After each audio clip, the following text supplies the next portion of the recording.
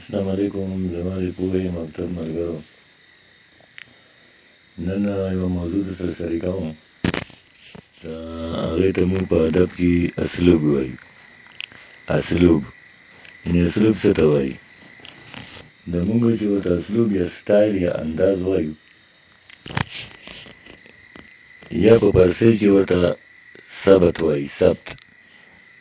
نو په دې کې دواړه عوامل شامل دي. په دې کې لومړی ذریعه خو قدرتي ده، یعنې نیچرل ده. په دویمه ذریعه ارادي طور شعوري ده. خو قدرتي طور داسې ده چې ګوره یوازې په لیک او په شاعرۍ کې اسلوب نه وي. د ژوند په هره معامله کې یو اسلوب دی، یو سټایل دی، او هغه قدرتي دی.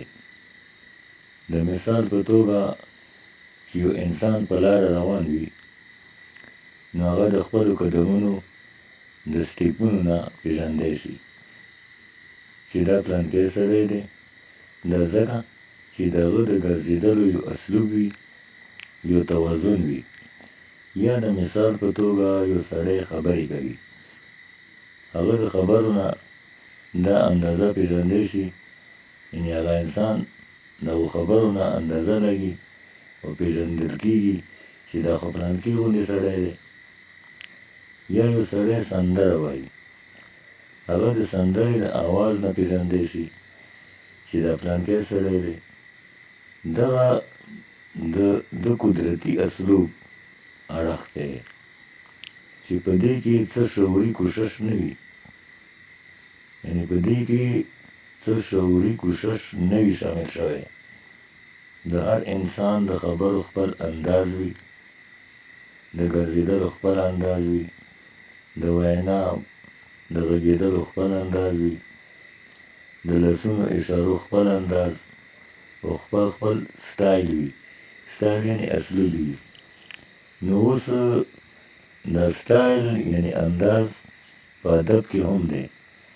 د یو شاعر په لاشعور کې ځینې الفاظ خپله پرته وي چې هغه الفاظ ترې بار بار تکرار کېږي. هغه چې کله غزل لیکي یا نظم لیکي، نو په یو قسمه څیزونو هغې کې بار بار تکرار کوي.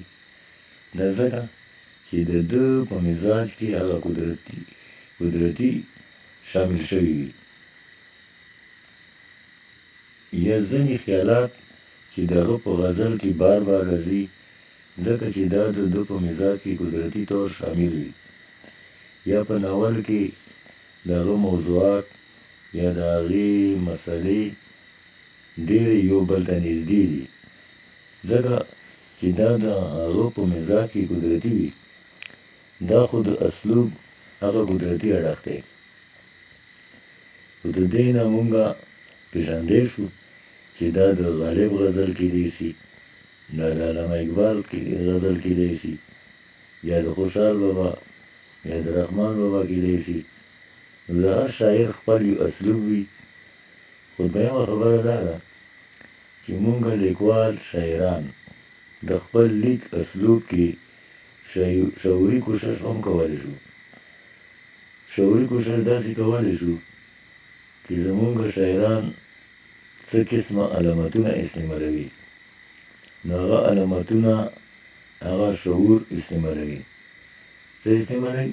شعور استعمالوي. هغه خپلې ارادې سره استعمالېږي.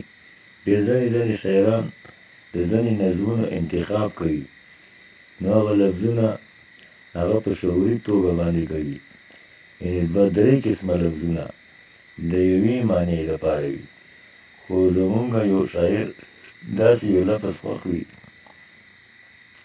خوند بېر کوي ورته، لفظ یې خوښ شوی وي چې هغه لفظ په یو غزل کې هم استعمالوي او په بل غزل کې هم استعمالوي.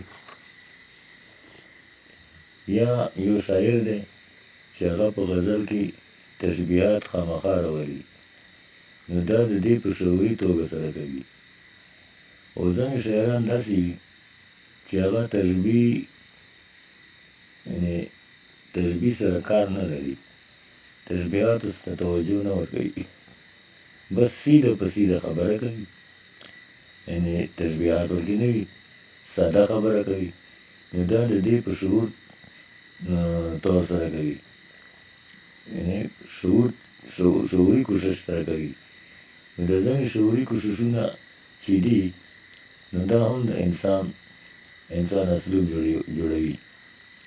ګوره که تاسو خیال کړئ چې یو سړی تقریر کوي، د هغه تقریر کې د ذهن دپاره یوه منصوبه وي چې زه به ابتدا څنګه کوم، زه به په منځ کې څه خبرې کوم، زما الفاظ به څنګه وي.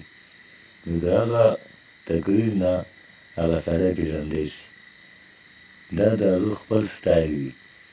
دغه شان که یو سړی افسانه یا ډرامه یا ناول هم لیکي، یا دغه شان که نور څیزونه تخلیق کوي، نو په هغې کې د هغه شاعر ذات او د هغه شعوري کوشش شامل وي.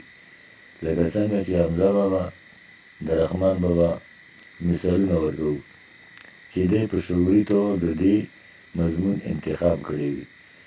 د دې نه د ده اسلوب جوړېږي. نو په اسلوب کې د دوه خبرې ضروري دي چې نیمه خبره قدرتي او نیمه خبره د انسان کوشش، زده کړه، مطالعه، جدوجهد او د هر څه چې دي د ده په لیک کې راشاملېږي، یعنې شامل کېږي. نو دې نه د ده اسلوب جوړېږي. او دا به په اسلوب لاندې شان تفسیره چې ستاسو خدمت کې مې پیش کړه. امید لرم چې ستاسو د ستاینې وړ به وګرځېږي. تر بل پروګرامه پورې نه اجازه غواړم. لال محمد ورکزی، ډېره مننه د تاسو د توجه نه. یوه نړۍ مننه کوم. د الله په امان.